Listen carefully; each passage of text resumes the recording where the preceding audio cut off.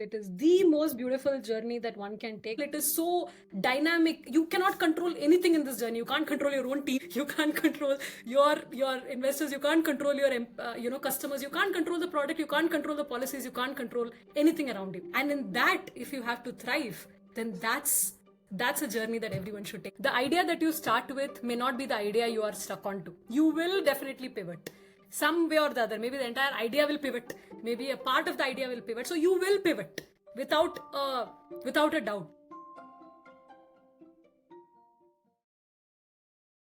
Hello and welcome back to the AEIF podcast. I'm your host, Sandeep Hanchanale, and today we are diving into a question that so many people wrestle with. From ideas to impact, finding and testing the right problems to solve. Why this topic? The idea is to frame the conversation around the early discovery phase of entrepreneurship. Together, we will explore some areas in and around how to tackle this challenge. Some areas are how entrepreneurs can spot promising problems worth solving and gauge their market potential, ways to test ideas quickly and affordably before making big commitments towards it, the importance of aligning opportunities with one's own skills, interests, and values. And to help me explore this, I'm joined today by Niveda RM, founder and CEO of TrashCon and Wow Materials. Welcome, Niveda. Hi. Who is Niveda RM? I thought, while I know her from our growing up days on the campus of Sunny School Bijapur, but I just thought, let's ask Google this. And this is what response it gave. Niveda RM is an entrepreneur on a mission to ensure that waste is history so that future generations can enjoy the earth as we do. She is the CEO and founder of TrashCon Labs, through which she invented the world's first completely automated mixed municipal waste segregation unit and other recycling technologies. Niveda has walked the entrepreneurial path herself, facing challenges, setbacks, and opportunities that tested her perseverance at every stage. Her journey is not just about building a product and a company, but about resilience, conviction, and the courage to keep going.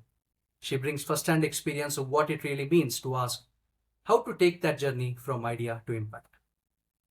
She is also an alumnus of Sunny School Bijapur, a background that often instills discipline, resilience, and leadership early on, and qualities that clearly shaped her entrepreneurial path. Niveda, let's begin the conversation. And as I said, thank you so much for joining us today. And I hope we will have a wonderful time understanding this journey from your lens. Looking forward to it. Super enthused. Thank you. So let's start at the foundation, like spotting promising problems. There are spotters in and around various fields of life. Like there's a spotter for F1 race. How, from a vantage point high above, they figure out what are the gaps available in the race, and how they can spot early on, and they keep reiterating it to their teammates about how to navigate those spots, right? So how was it for you to identify this particular gap in the waste processing technology, etc., way early on during your college? Can you throw some light on that? Yeah, absolutely. So basically, I think the title should be different for me. It should be Impact to Idea because I started from seeing a problem. I started with a very conventional approach of starting a business, which today, for example, I have a full template of how do you spot a problem, how do you identify the gap. But back when I started, there was absolutely no template. It came from a very genuine intention to wanting to solve a massive problem that is plaguing lives, that is killing animals and lives already. And of course, what the problem was something that I delved into and figured out by a good amount of market research. Waste, of course, I will come to that. Today how I am is very different from how I was 7 years ago when I started the company. So I will also delve into the same Niveda 7 years ago, how she spotted the problem, and today how I spot problem, right? So back when I was just out of college, I saw a big stretch of waste, we all see, and ended up clearing it. just to see that it reappeared, right? With a group of people, and there were a lot of things in the society. People were falling ill. There was insects and flies coming into houses which were worth few crores. So we thought, let's clear it up, and then it reappeared. So that is when I went to the local chief engineer and asked him, so why is this happening? And he said, people do not segregate waste, and when you do not segregate waste, you cannot convert it into value. If you do not convert it into value, it goes into the landfills. So he explained this entire problem. So that got me thinking, why aren't they segregating? So I went the activist way and told people to segregate. But of course, nothing really worked out. So that is when I realized that the problem is so huge. And then the best thing is I started going to the landfills. And frankly, after anyone goes to a landfill, you will not be able to think without feeling helpless, right? It makes you feel helpless. The magnitude of the problem is so massive. And especially if you go to the Bangalore landfill or quarries, you will see villagers running towards you, telling how badly the problem is affecting them. So you will want to do something about it. Anybody will want to do something about it. So I was no different. So that is when I realized that the problem. So this then took me to literature survey. I was like a researcher mindset, right? Like what is the current solutions out there? What are the technological solutions out there? Mapped the entire solutions, outside India. Inside India, and figured out India does not have a solution because of these reasons. India cannot afford solutions that Europe and US has. We do not have the space. We do not have the skilled manpower to run such equipments, right? Our composition is very different. So many such things. And that is when it came about that, hey, there is a need for a technology that is low cost, that can be run by a 10-year-old. That was my design idea, right? Design problem statement, that it should be run by a 10-year-old, because the waste picker who's going to handle my machines is going to be somebody who's unskilled and drunk most of the times. So you cannot have a sophisticated equipment. And 3, it should be very compact, it should be modular, that it can go into nook and corner of the village. So this spotting the problem came by speaking to all the people. And the best part, they all said that this, whatever I'm thinking, will not work, right? So whatever bot I'm planning to develop for sorting the waste will not work because of these reasons. That India there's no enough space left. India does not have so much of spend on this particular infrastructure. Our people are not skilled enough. So I took all of their negative feedback as my design constraint. So that became my problem statement. So this was how I started TrashCon 7 years ago. Today, if I have to spot a problem, I go a very different way, right? Now I have a business hat also. So now when I find a problem, of course, I look at the intent. Of course, I look at who we are solving the problem to. But then I go and speak to the customers, which I didn't do back then, right? I go and speak to the customers and figure out, hey, what problem do you have? Is that a problem that is even worth solving for you? Is that something that there is a huge market size, right? Is there a TAM? Is there a SAM? So all of that comes into the picture at the moment. Is there a product market fit? So what I want to tell is, from then, Niveda, to now, what I've understood is, but back then I think that was very important. If I had done what I'm doing right now, I wouldn't have even started. So I think there are different angles of spotting the problem, but nevertheless, it has to be very holistic and not something that you do just by the whim of it. That is what I realize right now. Yeah. No, thank you so much for giving us a macro view of how you approach this problem. Let's now try to break this into certain areas and see how best it can be addressed, right?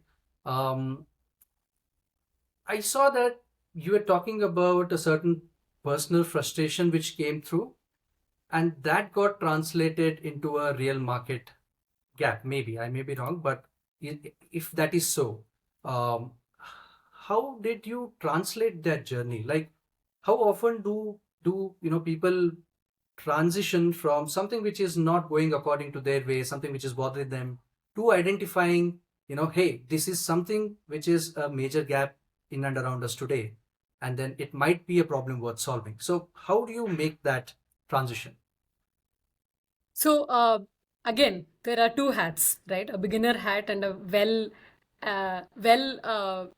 seasoned, not seasoned rather, well fought through entrepreneur hat. So I'll speak today what I would do, right? If I'm looking at a personal frustration, so for example, if waste is my personal frustration and I feel that there is something to do about it, then I would figure out, do I have the skills? Do I have that particular team strength? Do I have that capability to go ahead and solve that problem? two, I would also look at what is already existing in the industry. Is there, I mean, I wouldn't want to reinvent the wheel every time. By the way, big learning for me, right? I mean, you do not want to reinvent the wheel. Maybe there are solutions that are not scaling, but the reason why they're not scaling may not be because there is not enough market size, but because simply because the market does not want the problem to be solved. I hope you're able to understand what I'm saying, right? For example, my personal frustration that waste is a huge problem, your personal frustration, speak to 10 people, a child will tell you that waste is a huge problem, right? But a problem may not be a business to really, scale to. It could be a great solution that you do as an activist, but maybe not a business. Now it was really challenging, you see, because there is a problem that the world thinks needs to be solved. But to be very frank, my customer, which is say the contractors and the government, thought otherwise, right? They did not maybe have the will or the intent to solve. Now, end user is maybe you and me who are going to be living in a city which is having waste. End user definitely wants the problem to be solved. But the customer, who is the one who has to really solve the problem, may not want it to be solved for various reasons which are beyond my control. It could be policies. It could be simply the infrastructure is not there. Maybe I am a part of the entire infrastructure. The entire infrastructure is not there. The country is not there yet, right? Or maybe you're too early for that particular thing. So now, is my personal frustration a business problem? Or how do I position it as a business problem? Itself took me a long time, right? To basically figure out that, hey, my problem is not everybody's problem. Even if it is everybody's problem, in my case, it was everybody's problem, but still it is not the customer's problem. So this is quite an important thing when you start as an entrepreneur. For example, today, if I get an idea, today, if anybody gets an idea, I tell them that your problem may not be your customer's problem. For example, a friend of mine was planning a travel app, and she said, people look through 35 different apps to, before they finally book their itinerary to go to a particular place. So why not I make an AI travel app and, make it very easy for them? Then I was trying to advise and, help her out with that. And then we figured out that people actually don't want it to be solved. People like the process of going through the 25 apps and, doing that hard work. And that's that thrill, that adrenaline rush that maybe I will miss out on a particular place if I just depend on an AI app, right? So there are some problems that people do not want it to be solved. And you might think it's a big need. You will see the TAM, tourists, so many tourists are there. So many tourists are digitally, very, very, very adept. And then you will think it is a problem to be solved. But maybe the problem at the first instance, only people did not want it to be solved. So now going back, if you ask me, if you put this template and put what I started TrashCon, it's a big no, right? Of course, because the customer does not want the problem to be solved. But nevertheless, for me, it was a very different journey where we educated the customers, how I bridged that also is that we took a lot of efforts to educate the customer, educate the influencers, educate all the stakeholders, right?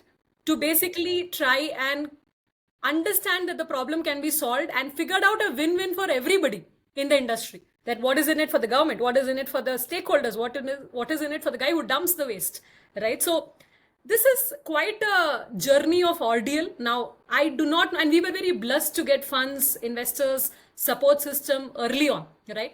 Not many of my other entrepreneurs were lucky to maybe have gotten it when they were solving a social problem. This especially happens with a social problem, right? May not be with a non-social problem, but with a social problem, it is always connected to the government and society in some way or the other. So it becomes even more complicated. So the question to ask is your personal frustration thereby leading to a bigger challenge, something that you want to take up at this point of time? Are you equipped to take it up? Do you have the perseverance to go through the next few years of trying and figuring out a solution?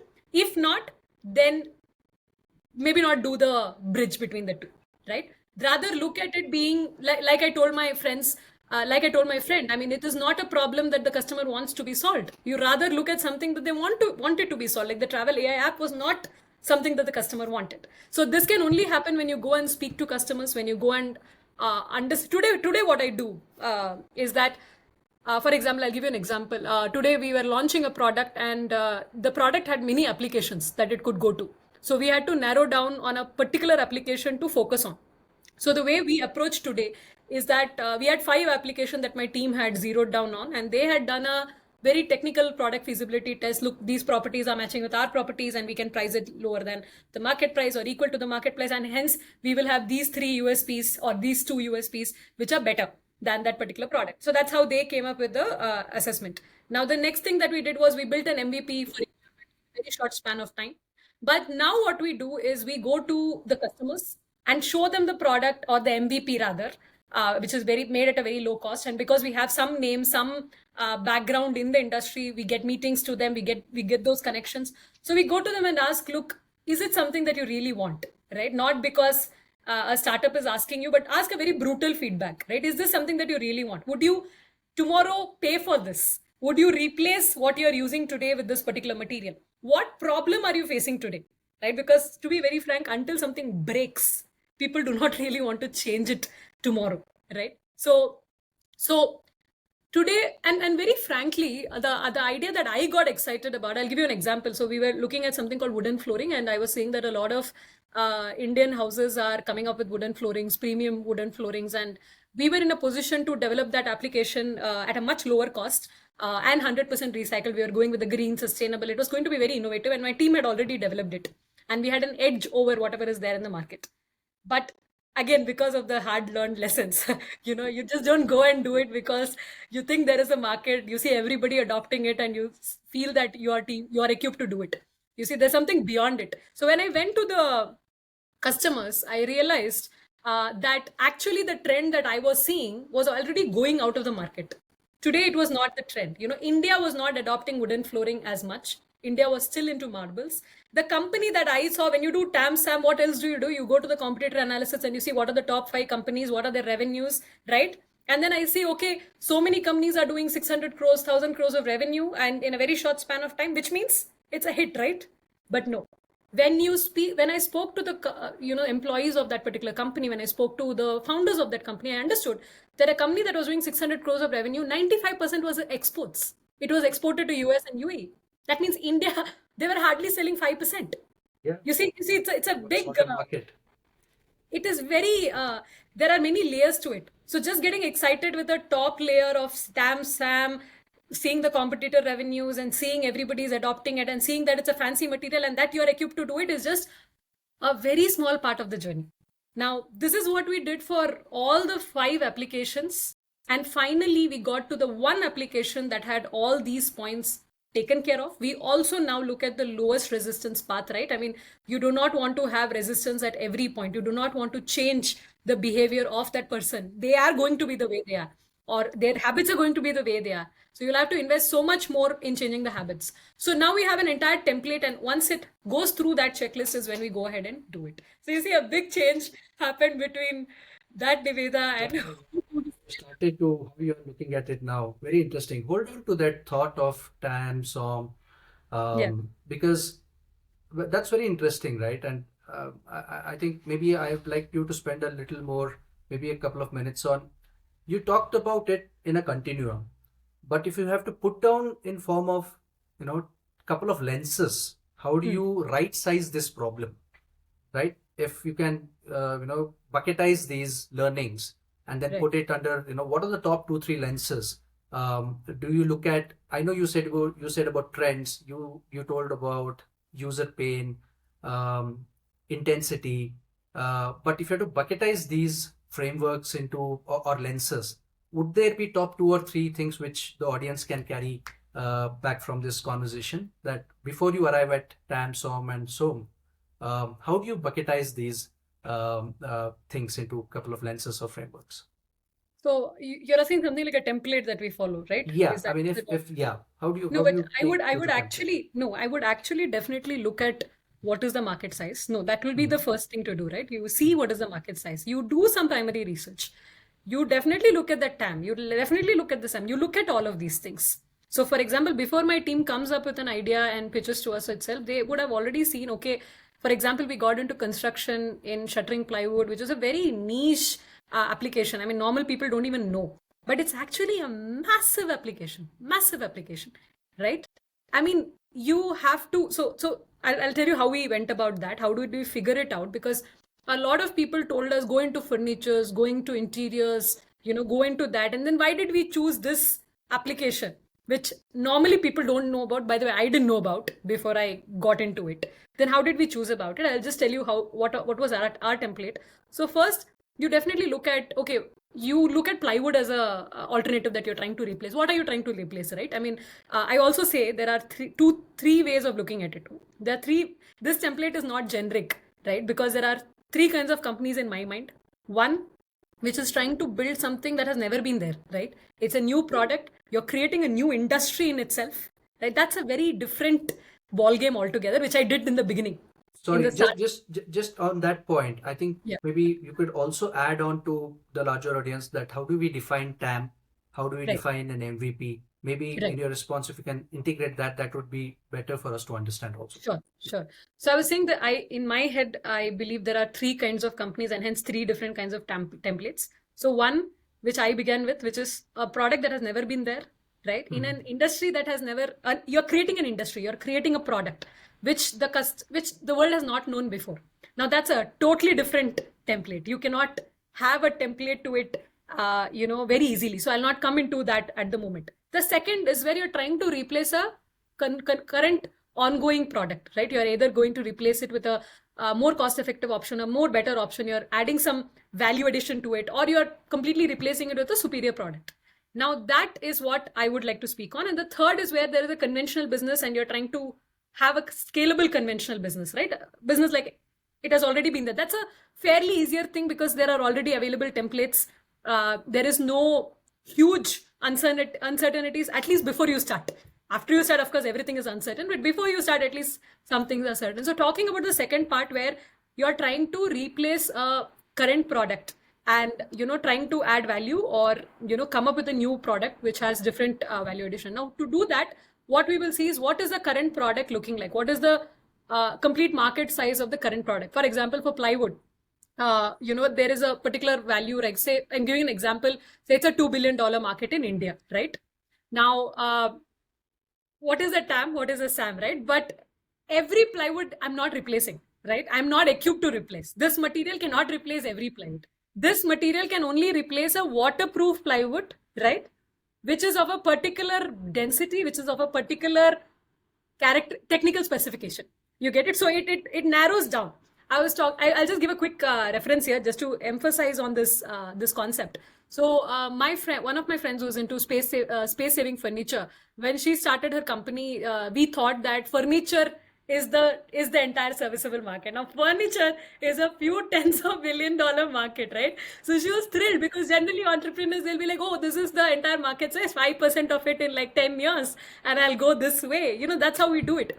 But her thing was space saving furniture, right? A smaller audience, which means that she understood after 3 years that people who have a 3 BHK or a good spacious house would not need a foldable furniture. Every furniture does not come into that.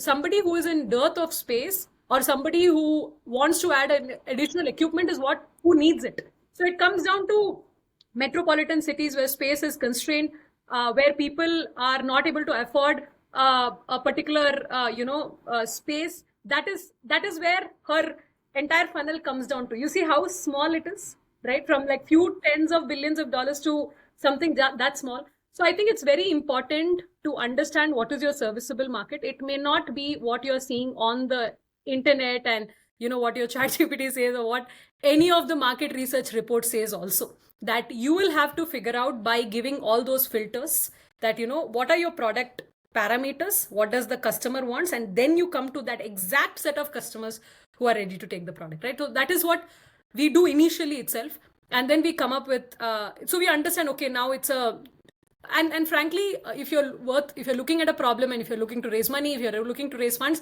no investor is going to come into an idea which is not less than $1 billion market size opportunity, right? Because then they're taking 5% of that market size.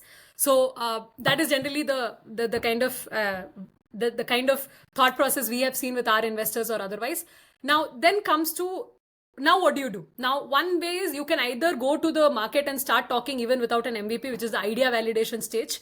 In case you have a group of experts that you can hire or you can talk to. For example, we were at a better position because we already have connects in the industry. So we spoke to architects, interior designers, all the people, stakeholders, even the labor, very important. So it's not only the customer, it's also the entire touch points who all are going to use the material. Because today an architect may say, hey, I love this material, right?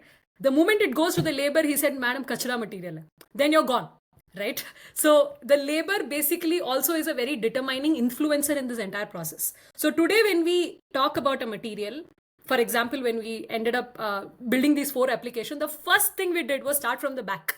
Who is going to be the one who is going to install this product into the house? It's going to be a fabricator or a carpenter. So we hired fabricators and carpenters to come use the product. Now, these people are never going to change, right? So they should only feel better.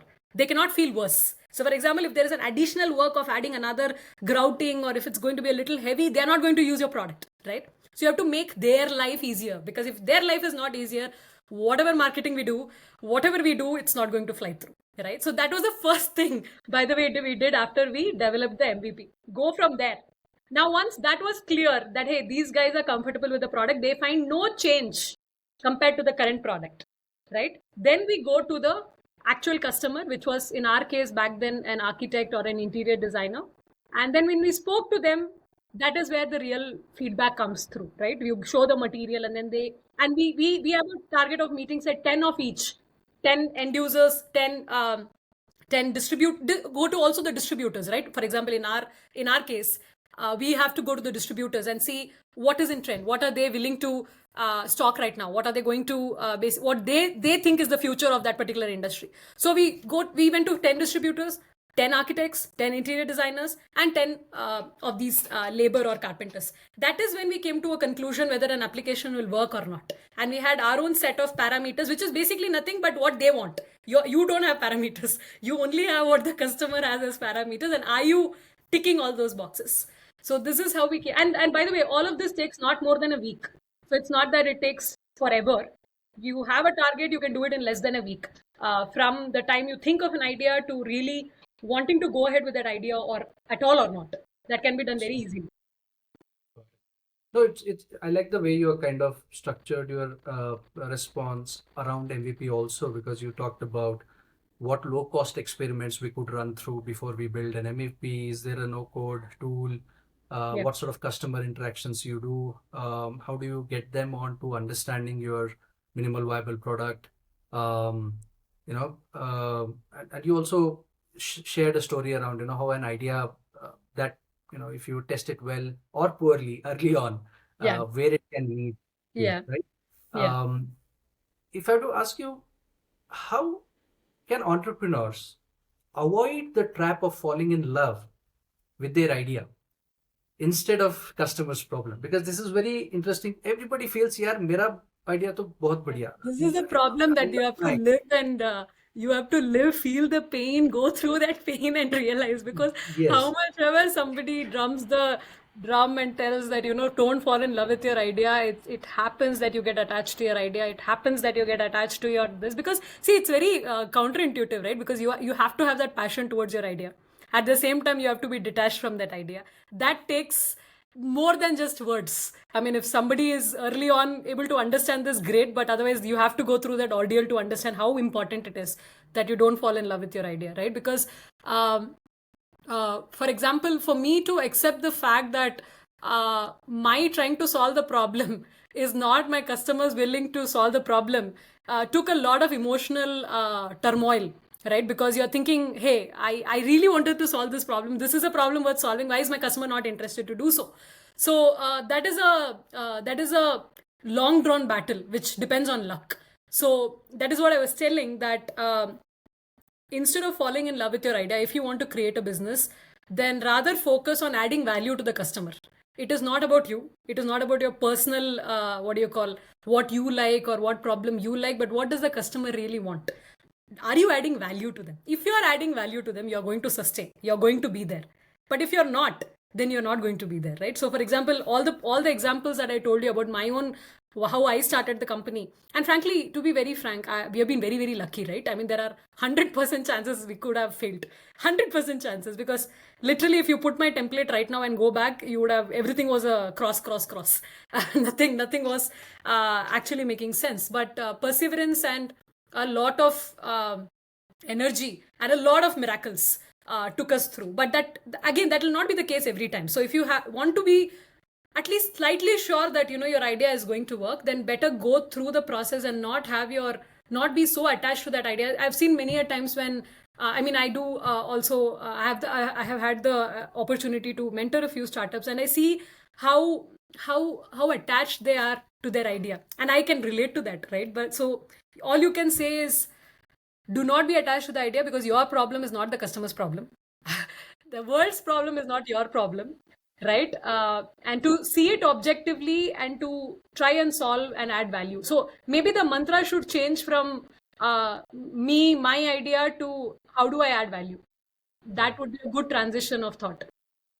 And I'm assuming you'd also need a right echo chamber also, right? To listen to you and guide you along. Absolutely. It can be friends, it can be colleagues, family. So how do you go about having the right echo chamber? Because it's very important for somebody who's starting on a journey to have the Absolutely. right sort of echo chamber to listen to and to guide you. So how do you go about that? So I think that is where I was extremely lucky, because I had early on onboarded a amazing set of mentors, and I still do. They were with us from day one till now. When you talk about the echo chamber, your co-founders, your team, your investors, and your mentors, all of them come into the picture, because they are all stakeholders in your journey. So you're not making a decision unilaterally, right? So but the thing is, that echo chamber, or some I mean, when you talk about echo chamber, I'm assuming you're talking about when you get an idea, then what do, right? You go and speak to somebody. So Just as I a think sounding board, maybe, sounding somebody board. who just bounce off your ideas and get that initial feedback. Right, right. So what I mean, frankly, today at this point of time, I have a good set of friends who are entrepreneurs. I mean, they generally shoot down the idea as soon as I talk about it. But the point is, I think it is about what the network that you build, right? You have to consciously build that network that will help you become your echo chamber. I mean, what kind of you should always have in mind potential co-founders, potential people that you would want to start a business with, potential uh, mentors who are going to support you in this journey, and they should be always a call away, right? I mean, you have an idea, you don't have to like wait to get an appointment to speak to them, but they should be a call away. So today, frankly, when I have an idea, I will speak to 10 people before I douse it off, right? So I will actually speak to them, and that is something that you build with a lot of effort. It has to be consciously built. That echo chamber has to be consciously built, because I know my friends, I know other entrepreneurs who do not currently have that, right? Because maybe in that pursuit of bagging this particular financial success, bagging this particular funding, you lose out on that most important part, which is the support system. You need a very strong support system. It has to be consciously built. You have to consciously scout for your mentors and get the right mentors. You speak to tens of people and you get the right ones, right? And by the way, they change over a period of time. The mentor who was very instrumental for us when we ideated the business would not be the right mentor today when we are scaling. I'm not saying that anything wrong about them, but it's just that they come from a different background, they come from a different experience. So you will have to choose who your echo chamber would be. I mean, it is not going to be the same always. You will have to you will have to build that. So that's a conscious step. I think I consciously built it. I don't know why there was that inclination to do it. Maybe I was forced to do it because I needed it. But yeah, I think that's something that every entrepreneur should build. And I think Ajit community is we are so lucky, because I see all the other alumni coming forward and helping. They're coming forward and telling, hey, take my help. Who gets that, right? So I think we are very blessed with that respect. We're really very blessed to have that community around us. Yeah. But tell me, just integrating another point into it.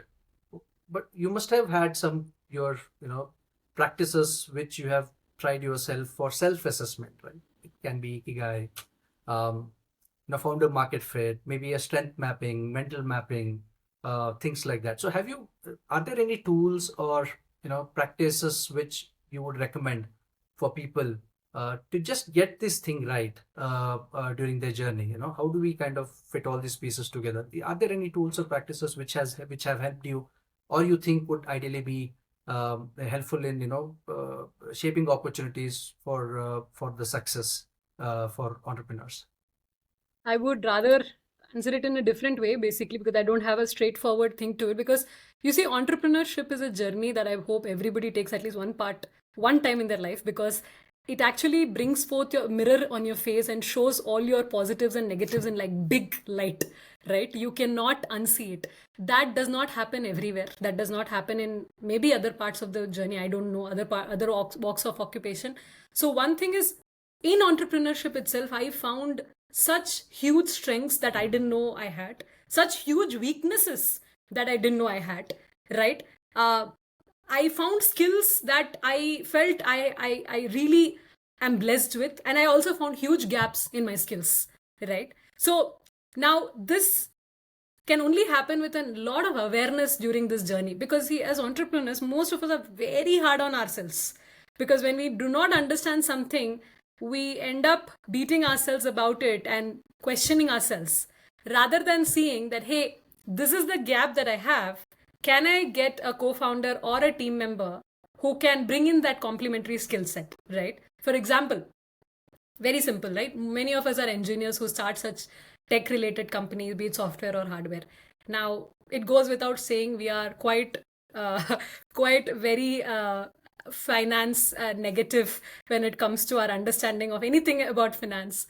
So now the smart way of looking at it, I've seen, and I'm telling you, this is a very important thing. I have seen in entrepreneurs. I have a friend of mine who wanted to start something in medicinal, cosmetics. And I cannot imagine that they have gone ahead to subscribe classes, become an expert themselves, in that particular medicinal stuff. They end up taking courses in finance. They end up taking courses in marketing. They end up taking courses in everything. I'm like, when will you start your journey, right? So I think that all of us have some skill sets. For example, I could see that these are my skills, right? These are what I am good at. Now, I'm not good at, or I do not have these skills at this point of time. Now, there are two options. One, you spend the next few years trying to learn all of these skills, and still you will be left with skills that will be required in this entrepreneurship. One person cannot do it at all.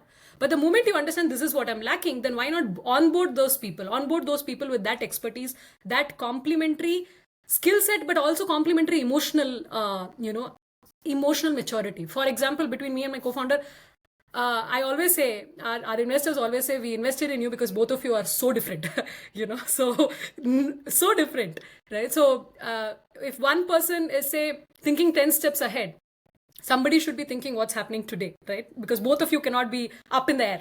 Somebody should be thinking what's happening today. If one person is, out and taking all the challenges in the world, somebody should hold the fort, right? So there needs to be that balance in that team, and that can only come when you have this skill assessment, skill assessment, your emotional assessment, most importantly, and that can only happen with a bit of awareness, a lot of awareness rather, during your entrepreneurial journey. It cannot maybe happen before. Yes, you can try, but awareness during this process and acceptance of your positives, negatives, both emotionally and skill wise, is something that is crucial to developing the right team which can take forth your company. Otherwise, you're stuck in being the master of everything, which you can never be.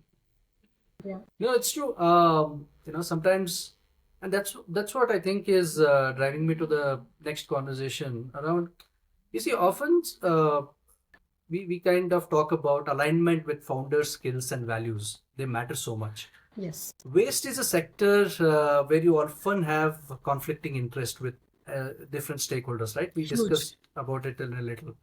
How do you handle this, and how can you balance, the cause versus how do you take along the different stakeholders? Often with something like this where it's really tricky. We have to find that right balance. Yeah. No, it is Some very, thoughts on very, that? it is very, very tricky rather in waste. Because see, for me and my co-founder, or for the rest of our team, the vision and the alignment of values mattered a lot, which means we wouldn't take shortcuts that otherwise would have guaranteed, overnight success, right? Which meant you had to sort of balance out what you want to leave on the table versus what and you're put in a lot of efforts. You're put in a lot of efforts. And there is a path available to you which is so easy, which is overnight success. You are, suddenly going to be huge. But then you choose not to do it because you simply can't, because you don't have that value system.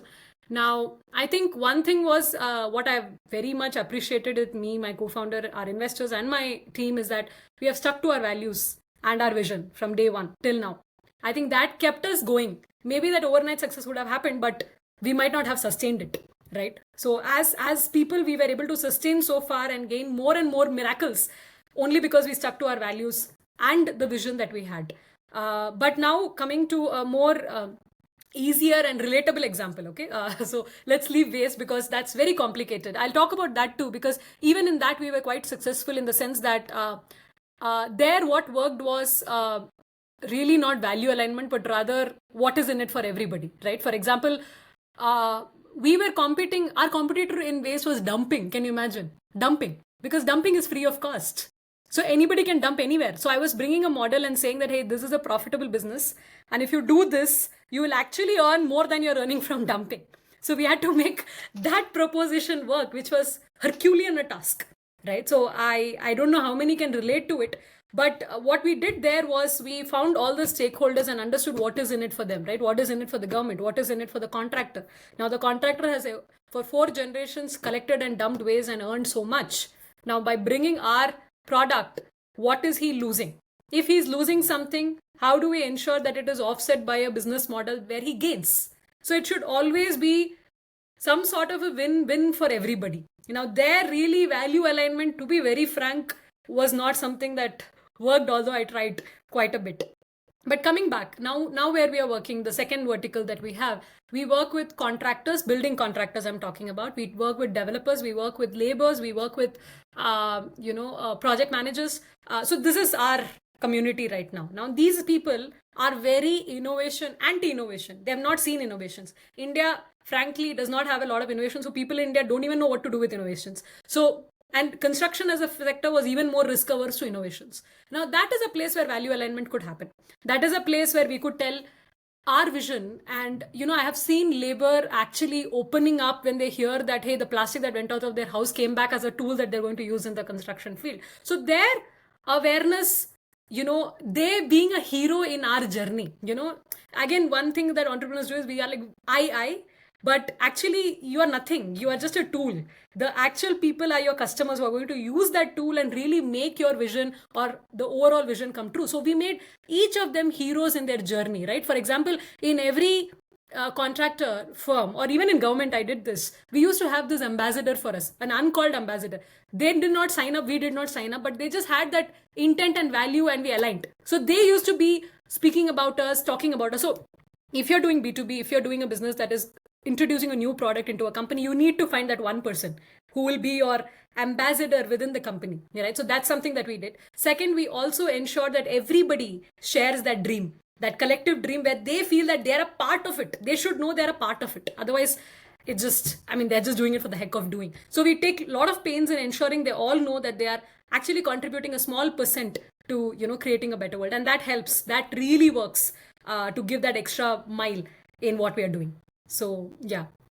Understood. No, that's very interesting. And often, we need to tread that path very carefully. So I'm sure through your journey, you have kind of outgrown yourself in treading that path and, taking everybody along, right? Right. So yeah, very interesting. So,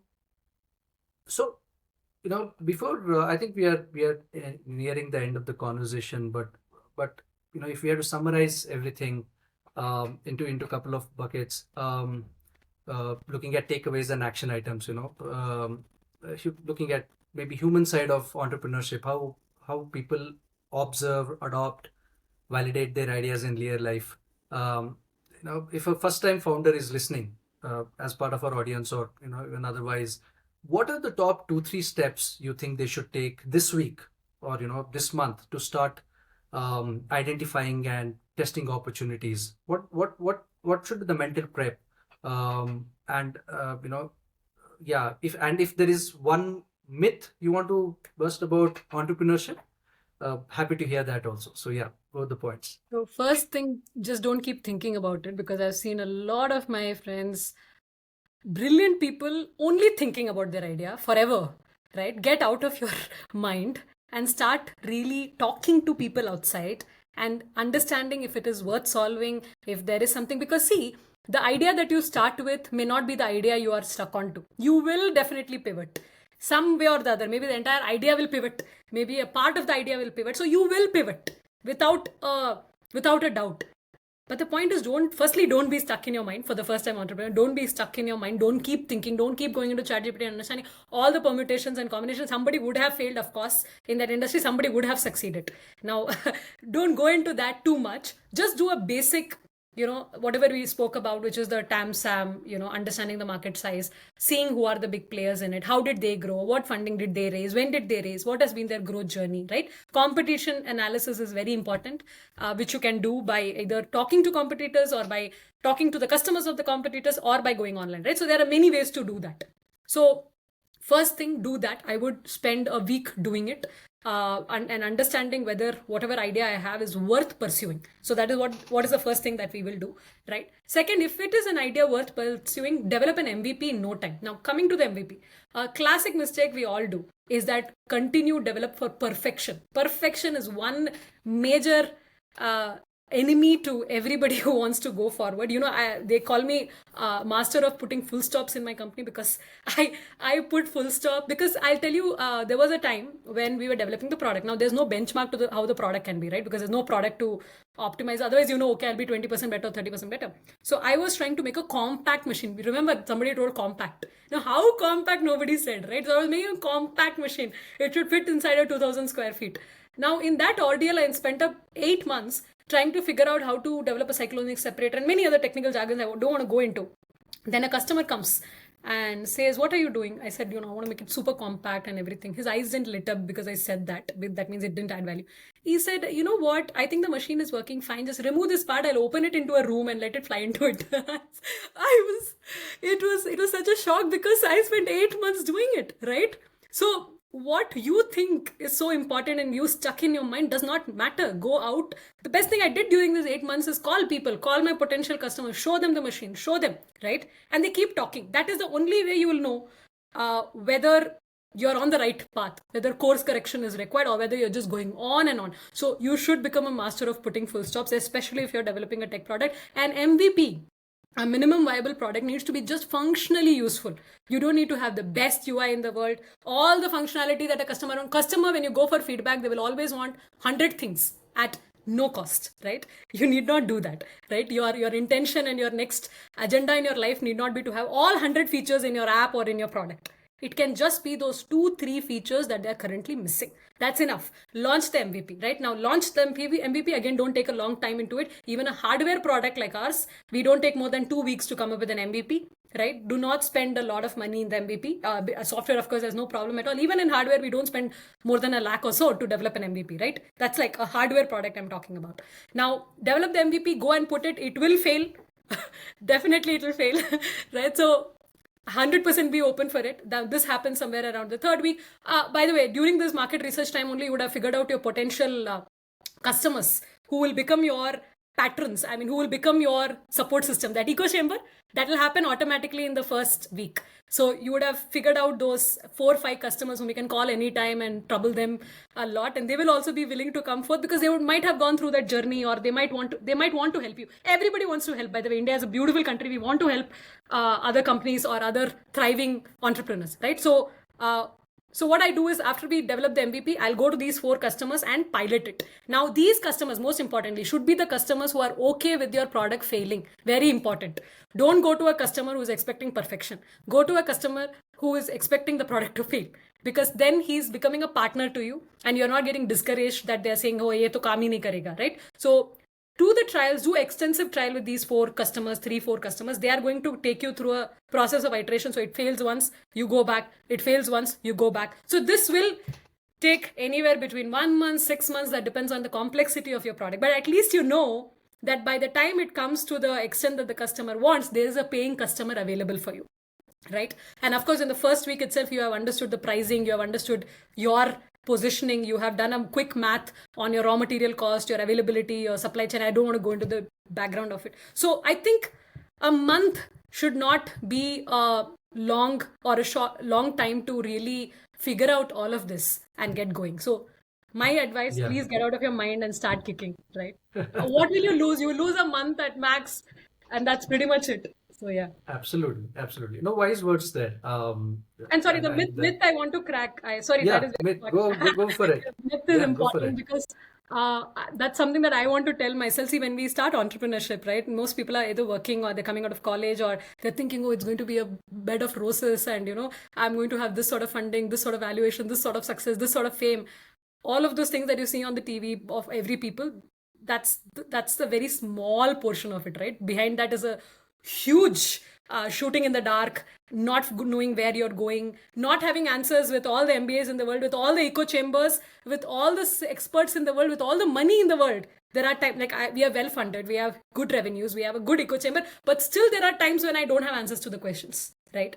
So what I want to tell you is uncertainty is the only thing certain about entrepreneurship, right? So the moment you start embracing uncertainty is when you start truly enjoying the entrepreneurship journey. Am I there? Not yet, but at least I know that is where I want to get to. So myth, and this is what the mindset should be. Ideally, I would like to have it as well. Yeah. No, wonderful. I like the way you kind of connected there. That uncertainty is part and parcel of every entrepreneur's journey. We just have to stay put with it, Right. and ensure that we kind of chase it with utmost sincerity and get there, right? Um, Before we wind up, there are a couple of more things, but is there something called as a failed entrepreneur? I know it's something which a lot of people talk about. Hey, things didn't go well on how we were thinking, but I see there are wonderful learnings in the journey of entrepreneurship.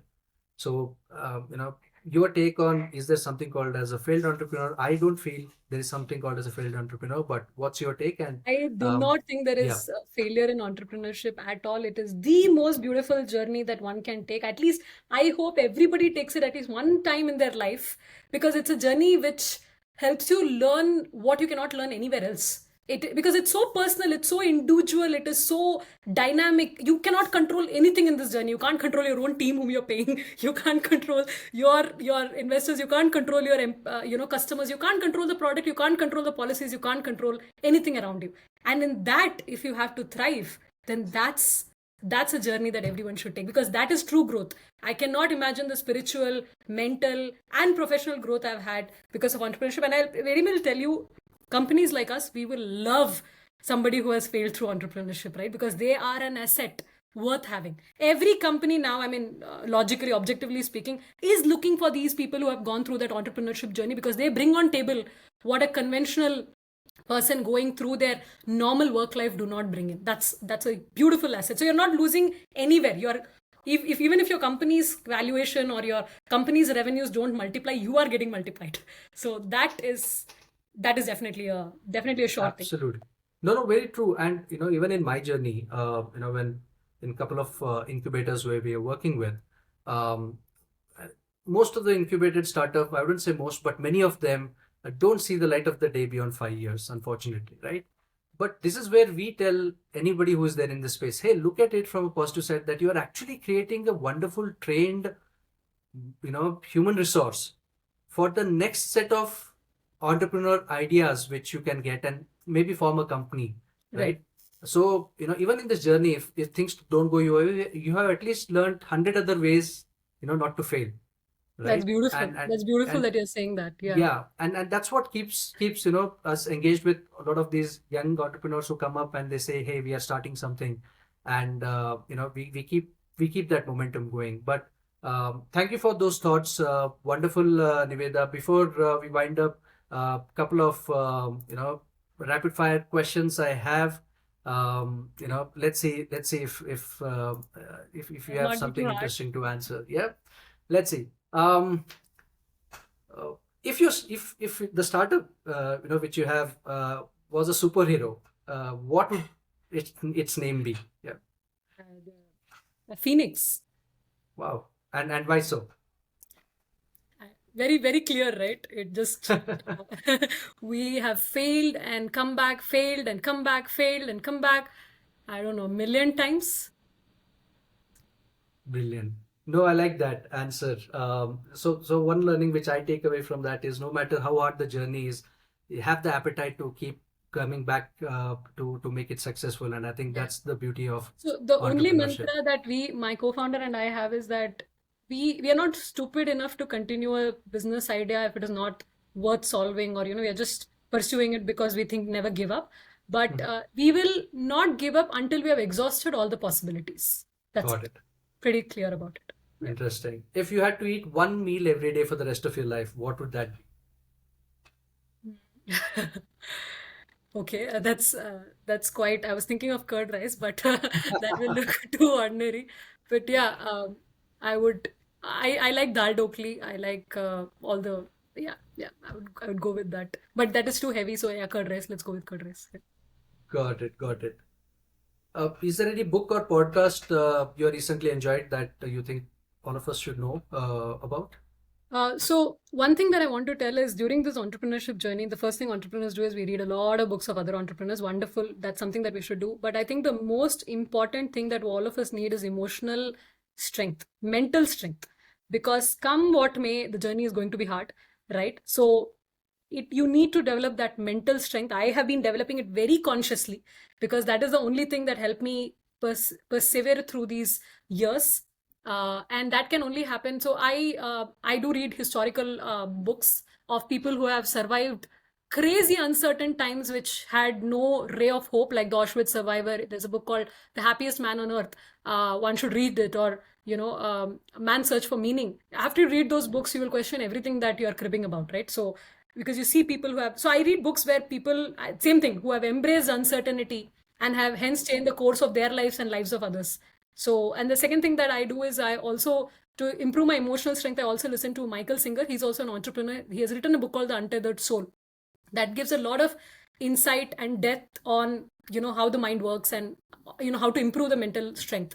And also I meditate. I do Vipassana meditation, which has also improved hugely, I mean, transformed my life in many ways. So improve the mental and emotional strength should also be a huge checklist in every entrepreneur's journey, because without that you're just going to lose way in between, somewhere in between. Yeah. If you had to take a spontaneous, trip outside today, where would you love to travel? Mm, So I am going to Iceland. So I think Oman, I love a place in Oman, which has been it's called Wadi Shub. It has been a beautiful place. I think I'll go back to that place again and again. Lovely. And what's the best piece of advice you have ever received? I think I've received a lot of advices, but one advice that I'm trying to, it's a bit spiritual though. I mean, it does not have a lot to do with business, but is that everything is temporary. I mean, we all know it, but maybe accepting and understanding it changes the way you think about many things, because we think every time, especially entrepreneurship, we feel every failure is the end of life. आज खत्म होने वाला है. So it never really is the case. I think everything is temporary, and things keep changing. Today it is up, tomorrow it is down, and again it is up. So that is what gives you hope. So, yeah. Yeah, lovely. Thanks for that. We have one question from the audience. Um, as a 20 plus CEO, everyone reporting to you is no, either your peer or senior, right? How do you manage that?